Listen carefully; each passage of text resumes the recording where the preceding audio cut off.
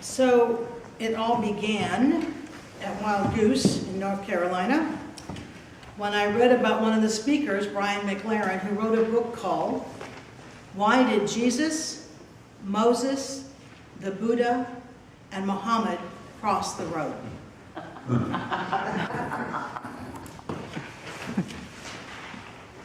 Wild Goose was an interesting experience. It was all outdoors and extremely hot. And the first night, in the introductory opening kind of stuff, one of the speakers said, "This is a safe place for conversations. Conversations in which you explore your faith. If you have come to this conference with the truth, capital T, capital T, I invite you to take this conference as a silent retreat. If you have come to have conversation, go for it." I heard a wide variety of speakers. And what became clear to me over the first couple days is that the safe space they were talking about is safe space that I have taken for granted within the Episcopal Church. There were people talking about edges of their faith, questions about other faith traditions, questions about the teachings and the doctrine of their own congregations, and asking questions they were not safe to ask at home. One of the first speakers I heard was a man who has founded something called interfaithuniversity.com. He told us about how he led an 8-week study in his church about faith traditions other than Christianity. And on the 8th week, the pastor came to the class. I blithely assumed that the pastor was coming to say, "So what have you learned? What does it mean for us next?" And what he said was the pastor came and scolded them for an hour for having had this study, and then proceeded to preach about them from the pulpit the following Sunday, and how that was the last Sunday he attended that church, and his wife followed shortly thereafter after she finished some commitments she had made to that congregation, and how it took him 3 or 4 more churches before he found a place where he was welcome to do that kind of studying and to have those kinds of conversations. And out of that experience, he has formed with a couple of other folks something called interfaithuniversity.com, so that people all over the country can log on, take courses, participate in conversation, and even earn certificates of study in various areas of exploration. I realized that a lot of the conversations happening around me, not where speakers were speaking, but over coffee, over lemonade, because they chose to miss a speaker this hour so they could talk with somebody. People were talking about, what if it meant this, or what if it meant that, or did you hear what he said about such and such, and so and so. So by Saturday, I said to my son Zachary, Stina's mother, we and Zachary all went to this together. So we had 3 generations of us working our way through this thing. I said to Zachary, "So what do you think about what's happening?" And he said, "Well, the speakers are interesting, but they just get the groundwork done, and I'm ready to really get into the conversation, and they're done, and it's time to go on to the next speaker." And I said, "That's really funny. I've been having the same experience. I'm like, okay, we got the introductory stuff. Where's the meat?" And what we both realized in our own time was, for these people, that was the meat. This was the first time they've had a chance to have these conversations, to think about these things. It was kind of amazing to realize how much I take for granted in the Episcopal Church, in this congregation and in this diocese. I heard lots of different speakers talking about the immigration issue, about undocumented folk working in this country and being bashed for being here even while they're being paid. Jim Wallace said, "We have 2 signs at the border. One says no trespassing. The other one says help wanted." He said, "Which one are they supposed to follow?" Interesting conversation. How do we deal with the legal issues and treat people with dignity and respect at the same time? And why aren't they making a living wage? So that was Wild Goose. I came home. 5 days later, I headed for Hawaii. In Hawaii was a gathering of the Japanese Convocation, which is one of the groups that makes up Episcopal Asian American ministries in this church, in the Episcopal Church. Stina went because she's the vicar of a Japanese American congregation here in town. I went because I was asked to come and do a workshop on some of Parker Palmer's work. So we get to Hawaii, and our hosts are lovely people, and because we had some agenda, but we also wanted this to be time out and educational, they had arranged for us to go visit some stuff. One of the first places we went was to an immigration demonstration site, and they had set up cottages to show us the different folks, ethnicities who had migrated to Hawaii to work in the sugarcane plantations. The earliest were the Japanese, then there were the Chinese and the Filipinos, and then some folks from Middle Europe, I think, and so on and so on. And he talked about the more recently you would come, the less you got paid for exactly the same work. And of course, the women always got less than the men, but slightly more than the men from the next ethnicity. And how they housed all these groups separately so that they wouldn't talk to each other and find out about the disparities. But of course, they did talk. And eventually there were strikes, and there were strike breakers, and it got pretty icky. And then finally, they became a territory of the United States, and the plantations were disbanded.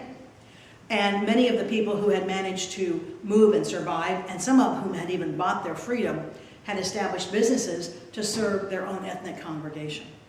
Sunday morning, we went to Good Samaritan Episcopal Church, which is less than a mile down the street from Church of the Epiphany.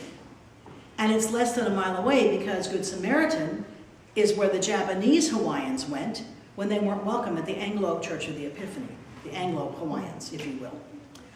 So it's not been pretty in Hawaii. We finished Sunday, we went to the Hawaiian Cultural Center, and their current display and educational program is about how the Hawaiians are just coming to terms with their role in interning Japanese people on the island during World War II. They have gone back and dug up where the camp was, they've restored it, and they've dedicated it, and they're working to come to terms with what happened, what their role in all that was. 2 days later, Stina and I took a couple of days for ourselves, and we went to Bishop Museum, which is a fabulous place. It's got an amazing planetarium, it's got all kinds of information about Hawaiian culture, and it currently has a display about, guess what? Immigration. I was besieged. So I'm reading this wall and thinking, okay, I've learned this week. And, well, so here's a big wall that goes around a corner, around it so you can follow it. And it's in the middle, it's got bands of color showing when the different ethnicities showed up. And along the top is a line of American history, and along the bottom is a line of world history. So you can see where these things are happening in the context of American history and world history. So this is adding another layer onto what I learned the first two places I went. Now, I don't know about you, but in Arizona, when I took American history, what I learned was we interned Japanese people as a knee-jerk response to Pearl Harbor. That's the way it was framed. And okay, got it. Well, if you read this American history timeline on this wall, it's very clear that it is not a knee-jerk response. It is the culmination of systemic discrimination. Already, Japanese were not allowed to immigrate to the continental United States. Already, it was illegal to sell land to people who were Japanese, long before the internment happened. I don't know the background behind all of it, but I know it's there. And so I just spent 2 weeks being kind of deluged with all this stuff. And I couldn't help but think of all of it when I read the Gospel in Ephesians this morning. Look at the Gospel passage. Get your bulletin out and look at it. Do you hear a break between those two paragraphs? You know, Jesus, a couple of weeks ago, Jesus sent the apostles out to preach and teach. Well, go by pairs, stay in the same house you go in, blah, blah, blah. Last week we had John the Baptist beheaded, which is told right in the middle of, the apostles get sent out, John gets beheaded. This week we have the apostles coming back and reporting in, right? Now, do you remember that Jesus did not say, make sure they're only Israelites before you heal them and preach to them, okay? Make sure they're the right people. He just sent them out. He didn't give them specs for who to take care of, right? So they come back in this first paragraph today and they check in and they're tired. And Jesus said, let's go away and get some time out. They didn't even have time to eat. Let's go get some time out, right? And people realize where they're going and they meet them when they land. And because they are so lost and so directionless, Jesus has compassion and teaches them, right? And then the next paragraph starts, so when they crossed over, it's like, excuse me? He was teaching. What happened? Any guesses what's missing? This is where the feeding of the 5,000 happens. He teaches them, and then he says, oh, they've been out here all day, they're hungry, send them away to get them food, blah, blah, blah. Right? This is the teaching of, well, that's not today's focus, so not there. But after they finish feeding the 5,000, they leave again, and they cross over, and this is where the second paragraph takes up. Okay? So, second paragraph. They've left to go get some time out again. When they got there, they came to land, and they moored the boat, and people at once recognized him and them, and word spread like topsy, and everybody went to get all the sick people who needed healing. And everywhere they went, people were bringing their sick and their needy people and saying, just let him touch the edge of your robe. Can you hear the despair and the desperation? Please do something. You got to wonder if these aren't the people that nobody else would deal with. Oh my God, there's somebody here who might actually talk to us and deal with us. Preach, teach, and heal. And then look at Ephesians. Look at Ephesians. It's just the most amazing vision. He came and proclaimed peace to you who were far off, and peace to those who were near. For through him, both of us have access in one spirit to the Father. So then, you are no longer strangers and aliens, but you are citizens with the saints and members of the household of God, built upon the foundation of the apostles and the prophets, with Christ Jesus himself as the cornerstone. In him, the whole structure is joined together and grows into a holy temple in the Lord, in whom you also are built together into a dwelling place for God. Everybody's in. Everybody's in. Now, we know that's not true, right? I mean, we just know that's not true right now. So it's a vision. It's what we're aspiring towards. And each of us has some responsibility for helping make that happen. How do we do that? Well, I think a part of how we do that is we be willing to be willing. And if you're willing to be willing, then you become more willing to recognize the places where you're falling short. I have felt incredibly defensive for the majority of my life about being a racist or being discriminatory or whatever label you want to put on it. It's only in the last 5, 6, 7 years, I guess, where I have begun to say, maybe I need to look at this. And as soon as I cracked open that door, you never can close it again. Let me just warn you, it never gets closed again. I began to recognize, the first time I recognized myself was in the jokes I was telling. Now, I didn't tell black jokes. I told engineer jokes, and I told lawyer jokes, and I told blonde jokes.